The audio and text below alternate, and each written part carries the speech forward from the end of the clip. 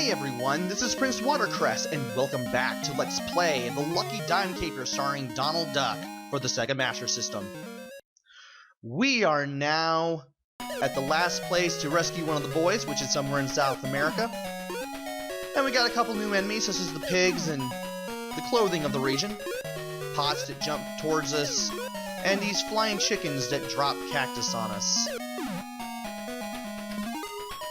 The pigs have very varying attack patterns. There's like 3 that I know of. They may be the only 3. Sometimes they'll just step back and then jump forward and move forward again. Sometimes they'll throw projectiles like that guy. Or they can be like next guy, where they go back a little bit, then charge forward very quickly. And now it's time for these sections. You'll be jumping over rocks and attacking the flying chickens. I really don't know what they're supposed to be. They just look like chickens. Also, you will be jumping over rocks that come at you from behind. So pay attention. When it gets even more steep, as long as you concentrate on the rocks that are in front of you, you will definitely be able to jump over the rocks that come at you from behind. Only real problem with the ones that come from behind are the very last ones. And now it's this moving wall. We have to go up to the wall and kill the 4 blocks here. Don't get too close, that you accidentally get hit by an enemy that randomly spawns out of those things. Then when you destroy the wall, you want to go back to the center of the screen, and then move forward once you're in the center. Otherwise, you're going to be moving forward blindly, and you don't want that, because you will get hit by something if you do. And you have 2 more of these blocks that you sadly cannot destroy that randomly spit out enemies. Usually it's the pigs, but you'll get the occasional pot here and there. And I actually wait here to try to get some invulnerability, to try to make the next section here a little easier. All I get is an extra life, which is still better than nothing, but kind of want an invincibility at this point, because we got a spike pit and a bunch of moving blocks. Move down the ledges one at a time, and watch out for those blue blocks. When they come at you, take appropriate evasive action. Mostly you'll be jumping. You may have to duck at least 1 or 2. Thankfully, once you have this part memorized, it's pretty easy to go through with little or no difficulty. I took a dumb hit there, so I lost my weapon, but when I attack this pot, I get the weapon back. So I have a hammer again. As for these arrows that come out of the ceiling, watch the ceiling carefully, make your move when you need to, and then you'll be at another enemy wall. Take advantage of the situation, then center ourselves again, and make our way to the end of this area. And there's an invincibility that I so painfully desired earlier that I can never get. There's a star. Narrowly avoid the cactus. Take care of this guy, who I thought was gonna rush towards me. Get that extra life. Love the randomly appearing extra lives. And now is this section again. It's pretty much like the first one from earlier in the stage. So once you're able to get past the first one, you've pretty much already seen the second. I don't really need to tell you how to really get through this, but again, concentrate on the stones in front of you, and you can easily avoid the ones coming from behind. Just watch for that last one after the 2 that come at you from the back. And now it's this boss. You got a demon that takes control of 2 statues that throw rocks at you. Now you're supposed to leap on these boulders and then jump on the top of the enemy's heads there, those little statues, and those hot rocks will damage you if you land on them. But if you have the hammer or the flying disc weapon that I'll mention shortly, you'll be able to make short work of them much faster. If you don't have a weapon, you better be ready to jump as quickly as you can, as close to the statues as you can. That's pretty much the only hint I can give you if you don't have a weapon for this fight. You're better off just having a weapon. And we saved Huey. But now, we need to find the lucky dimes, because the boys don't have them. Now, they know where their dimes are, but not where Scrooge's is.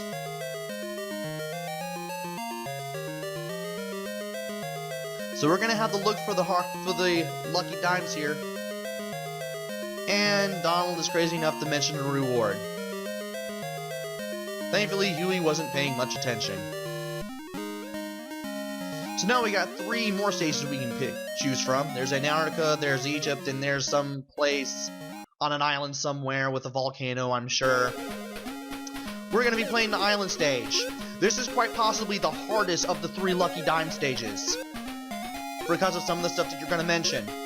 There are jets of fire that come out of the ground. Thankfully, you can tell where they are, and they come out in pretty good pattern there. You have the statues that shoot fire up into the air that come straight down. You have to just wait to make your move to hit those guys. And when you see the volcano erupt, pay close attention so you don't accidentally run into a falling molten rock like I did. And I kind of messed myself up there. And I didn't hold right like I should have. I thought I was going to move to the right. I didn't. Sometimes the jumping feels kind of weird, but I have some more lives, and I get my hammer back when I die, or whatever weapon I had. So that's a good thing.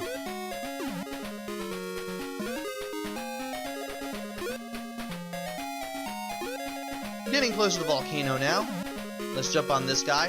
Thankfully, that's all these guys do, just walk towards you. They don't throw weapons at you like the pigs do.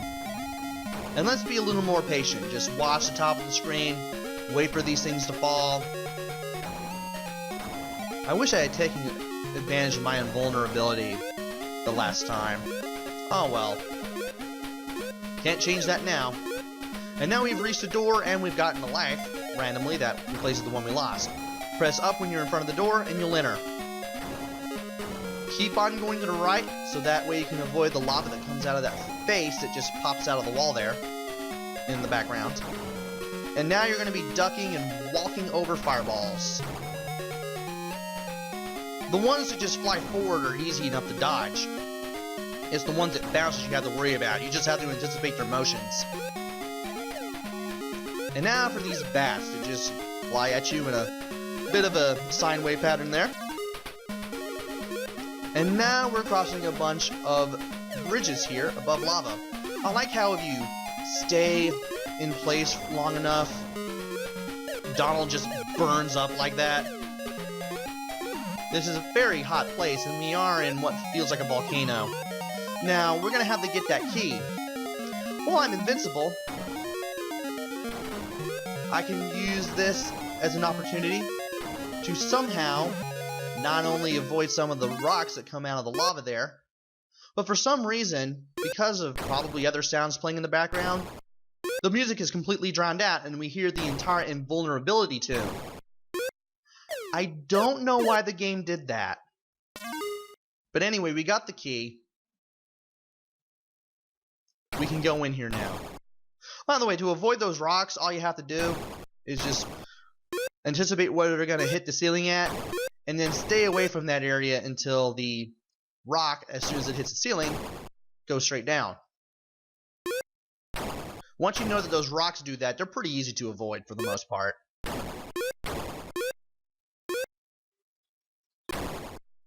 Also, this lack of music here is really scary. And now we got some Mega Man style blocks in this area. This drove me nuts, especially during the practice run. Keep a close eye on what's going on, both on the ceiling and where you're at. Your eyes will definitely be darting about as you do this. Just calm down, take your time, and eventually you will somehow do this in one shot like I did.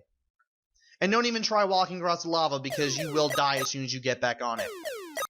And then there's this part. The lava only comes down from the ceiling when you're on these blocks.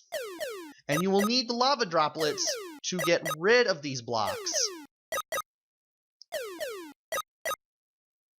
And I hate that when you're on the edge of a ledge, when he's doing the standing on one foot thing, Donald slows down considerably. I just do not like that one bit. Believe it or not, the droplets don't come down at random, I think. They actually come down in like a specific pattern, and it's up to you to memorize it and see where they're going to land. And as long as you're not standing on these blocks, the lava droplets won't come down. So you have to stay here and endure all this. And now that I died, the music comes back. I'm going to see you back when I'm on the winning run through this. So without further ado, be right back. And we're back. So let's see how to do this for real.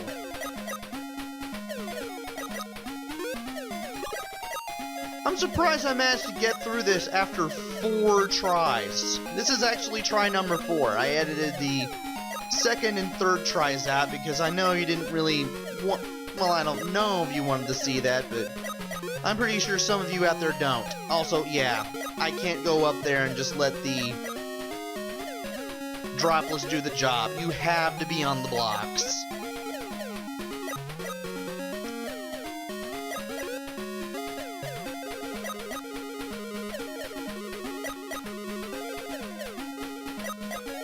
Now, there are 2 doors at the bottom.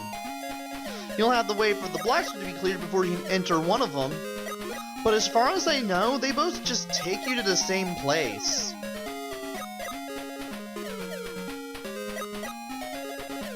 So let's just wait for these blocks to disappear here thanks to the lava droplets, which is going to take even longer than it should even at this point, because let's face it, almost all the blocks will be gone by the time we can go anywhere.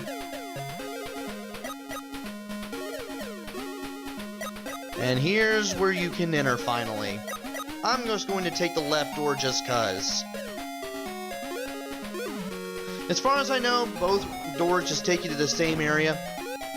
So it's not like there's a branching path where one's easier and one's harder, or one area is different from another. No, it's the same thing every time. And I did not know that rock was going to be there. Thankfully, I managed to get another hammer. I still have yet to get the flying disc in this entire Let's Play. I don't know why. But we're gonna face one of the crows here now, and the crows, this crow in particular, this crow is easy to beat without a weapon. When he dive bombs towards you, after throwing the bombs, you want to jump on top of him, and then run to the other side. He'll start out from the right, you want to be all the way on the left, and when he dive bombs, you want to jump straight up and hit him in the head. That's all you need to do. From there, you just go to the other side, repeat the process, and you keep on doing this until he's pretty much gone. You won't even have to worry about the bombs if you're this far away from them, if you're both on opposite ends of the screen, because the bombs won't be able to reach you. They won't even come close to reaching you. So, very hard level, very easy boss. I'm pretty sure there will be more challenges to come past this stage, believe you me. And this guy finally goes down. And there's one of the lucky dimes under glass.